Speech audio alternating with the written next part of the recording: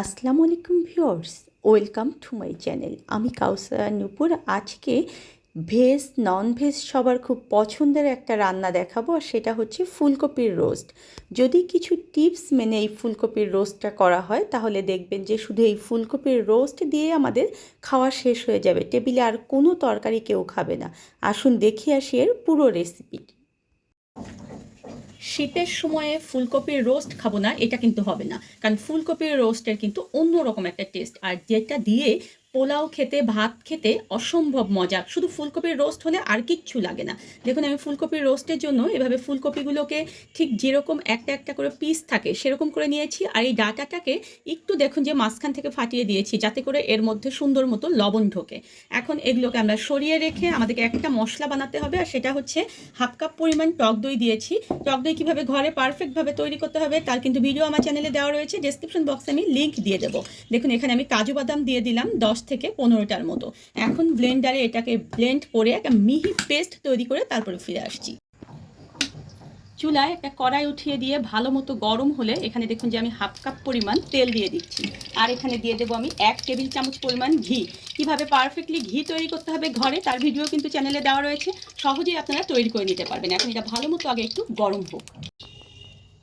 এখন এই গরম তেলের মধ্যে আমি 1 চা চামচ পরিমাণ লবণ দিয়ে দিচ্ছি, যাতে করে ভালো মতো এটা কিন্তু সুন্দর মতো নিচে লেগে না যায় ভাজার সময়। এই টিপসটা মনে রাখবেন যে কোনো কিছু ভাজার সময় গরম তেলে একটু লবণ দিয়ে নেবেন, তাহলে দেখবেন যে নিচে লাগবে না। এখন আমার ফুলকপিগুলো দিয়ে এগুলোকে আমি হালকা ব্রাউন করে ভেজে নেব। আমি আজকে এখানে 1.5 কিলো পরিমাণ ফুলকপি ব্যবহার করেছি। ফুলকপিগুলো যখন দেখবেন যে এরকম হালকা ব্রাউন কালার হয়ে গিয়েছে, আর আপনার যখন ফুলকপিটা ভাজবেন তখন কিন্তু সবসময় মনে রাখবেন যে চুলার আঁচটাকে জোর আঁচে রেখে আমাদেরকে ফুলকপিটা ভাজতে হবে, নইলে কিন্তু ফুলকপিটা নরম হয়ে যাবে। ঠিক এরকম হালকা ব্রাউন হয়ে গেলেই আমরা ফুলকপিগুলোকে ফার্স্ট তুলে নেব। ফুলকপিগুলো তুলে নিয়ে ওই তেলের মধ্যে আমি 2 টুকরো দারচিনি একেবারে ছোট ছোট টুকরো করে নিয়েছি, আর আমি 5 থেকে 6টা ছোট এলাচ এখানে দিয়ে দিলাম।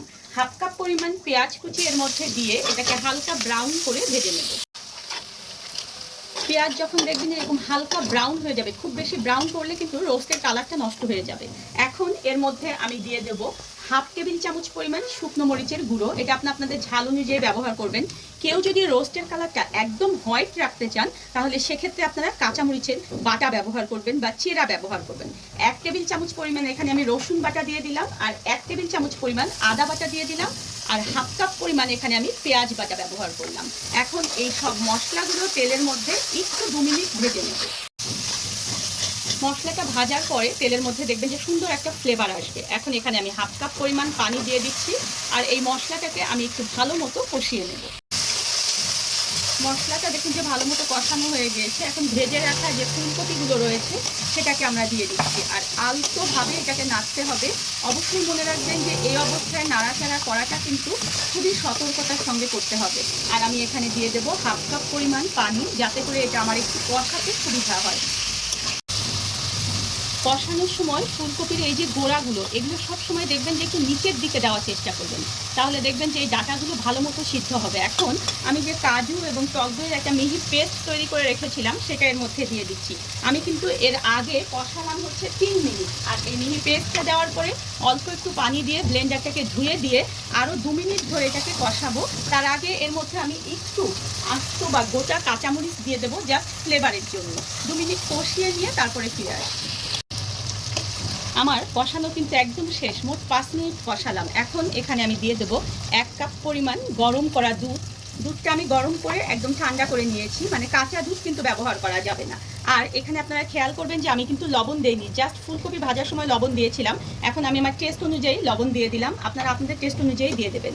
এখানে 1 চা চামচ পরিমাণ চিনি ব্যবহার করছি, কেউ চাইলে এটা স্কিপ করতে পারেন, তবে রোস্টে একটু মিষ্টি মিষ্টি ভাব কিন্তু খেতে অনেক ভালো লাগে। আর আমার চ্যানেলে দেখবেন যে কীভাবে রোস্টের মশলা তৈরি করে সংরক্ষণ করতে হবে সেটা কিন্তু আমি দিয়ে দিয়েছি। সেখান থেকে আমি হাফ টেবিল চামচ পরিমাণ রোস্টের মশলা দিয়ে দিলাম। এই মশলার কারণে রোস্টের কিন্তু কালারটা এবং রোস্টের টেস্টটা হবে সম্পূর্ণ অন্যরকম।